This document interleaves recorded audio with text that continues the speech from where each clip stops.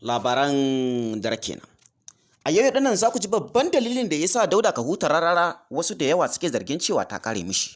Musamman ma idan muka yi waiwaye da wata jita-jita da kuma cece-kuce da mutane suke ta yi kan cewa sun samu gagarumin matsala da sakatariyarsa mai rufa mishi asiri wato Aisha Umaira.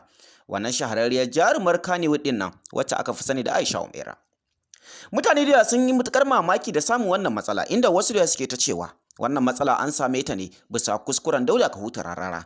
Wasu kuma da yawa sun ce ba komai ne yasa aka samu wannan matsala ba sai kuskure na Aisha Umaira.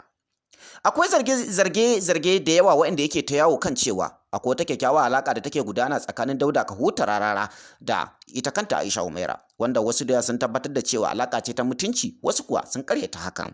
Sai dai zargin da ya bayyana kan cewa ko mu ce dalilin da yasa aka samu wannan matsalar ta afku ne wajen ganin cewa Dauda ka huta Rarara yana nema ya canza wata budurwar ko kuma yana nema ya canza wata sakatariyar, ma'ana Aisha Umaira kishi ya ebe ta har ta nemi ta gaggaya mishi maganganun da basu dace ba.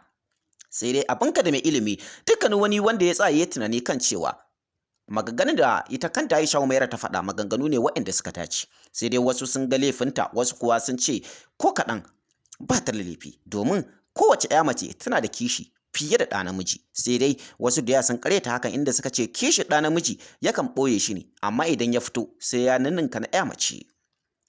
Kafin nan ina mutanen da suke yawan ɗaukan nambar mu ko kuma suke son su ɗauki nambar mu ba don komai ba sai don magance matsalar YouTube channel ɗinsu. Ina waɗanda suke amfani da YouTube channel ɗinsu ya samu matsala suka kasa gane kanshi, suka kasa gane gidin shi. Ina kuma sababbi waɗanda suke sha'awar za a buɗe musu sabon YouTube channel domin su ma su dinga ɗora shirye-shiryen su kamar yadda muke ɗorawa. Ina sababbin mawaƙa wanda suke so waƙoƙin su suna su ma su zama celebrities a san su a dinga neman su a faɗin duniya.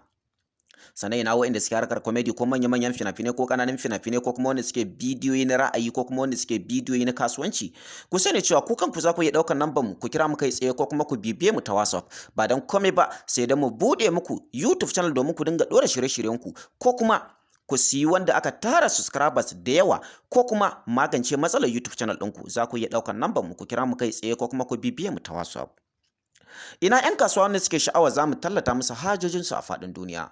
Ku sani cewa tabbas talla yana da matukar kima kuma talla yana da matukar amfani a gurin ɗan kasuwa. Ga wanda yake bukata za mu tallata mai hajojinsa zai iya ɗaukar nambar mu ya kira mu kai tsaye ko kuma ya bibiye mu ta WhatsApp.